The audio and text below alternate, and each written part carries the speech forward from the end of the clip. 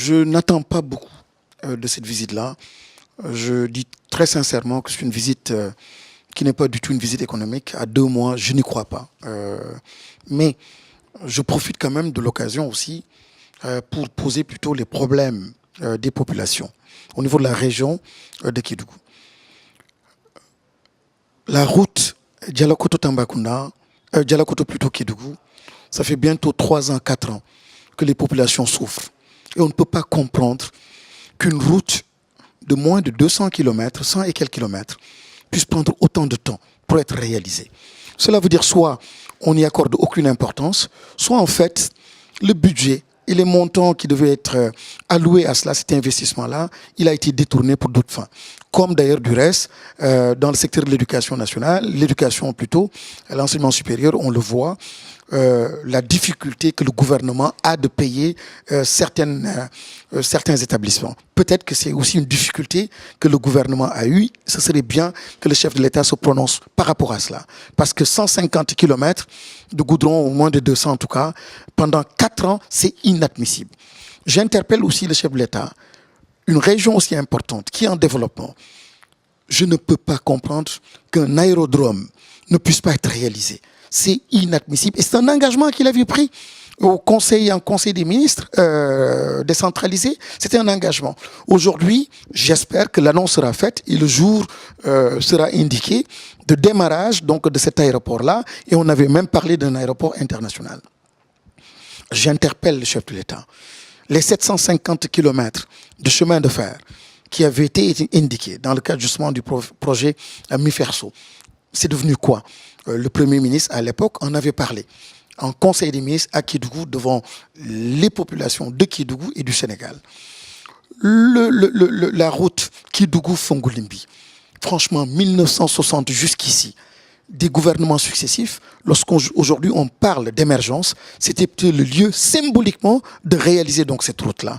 Je rappelle simplement que le pont qui a été réalisé entre Kédougou et Fongolimbi s'est bien passé par le président Abdoulaye Wade. Et à l'époque, j'étais moi dans son gouvernement et c'était une doléance que j'avais portée et qu'il avait bien accepté donc de réaliser. Mais je pense que le gouvernement actuel peut aller beaucoup plus loin, tout simplement en mettant à l'aise les populations de Fongolimbi. La route Salémata-Kédougou, ça fait combien d'années que ça a été dit? Combien d'années les populations souffrent? Aujourd'hui, c'est un calvaire pour aller à Salémata. Chaque année, au moment du vote du budget à l'Assemblée nationale, on revient donc sur cette route-là et on peine à réaliser cette route-là. Je ne parle même pas de Salémata avec donc l'intérieur de Salémata. C'est même pas un rêve aujourd'hui pour les populations de Salémata alors que c'est un droit, c'est un minimum. Donc, autant d'interpellations à l'intérieur de Saraya, le département de Saraya. Aussi, c'est le lieu aussi de demander au président de la République, est-ce que Kédougou, la région de Kédougou, la ressource humaine de Kédougou fait partie du Sénégal? Parce que je ne peux pas comprendre qu'un département comme Kédougou, un département comme Saraya, Salémata, aucun fils de la région n'occupe un poste stratégique et impliqué dans le processus donc, de développement du pays. C'est tout simplement inadmissible. Alors, j'interpelle le chef de l'État. Je ne sais pas maintenant les promesses, encore une fois, à 2 mois d'une élection présidentielle qui seront faites. En tout cas, ça n'engage que ceux-là qui y croiront.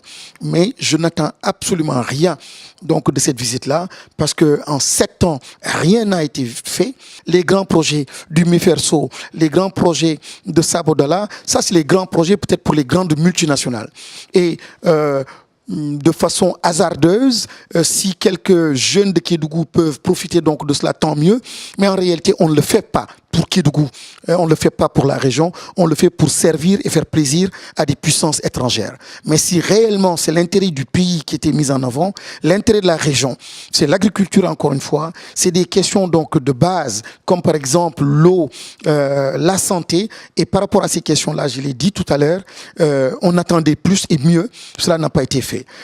Encore la question de l'éducation. On s'attendait à cette grande université pour la formation d'ingénieurs géologues dans le domaine minier. Rien n'a été fait jusqu'ici. J'interpelle encore une fois le chef de l'État. Et tout cela, c'était des engagements publics qui avaient été pris à l'occasion donc d'une rencontre solennelle, la plus solennelle dans une république. C'était le Conseil des ministres à Kédougou. Mais les fils de Kédougou sont là pour la comptabilité, pour faire le bilan. Les Sénégalais sont là pour faire le bilan. Je ne sais pas qui va croire encore en moins de 2 mois aux promesses qui seront énoncées ou égrenées donc, à l'occasion de cette visite politique à Kédougou.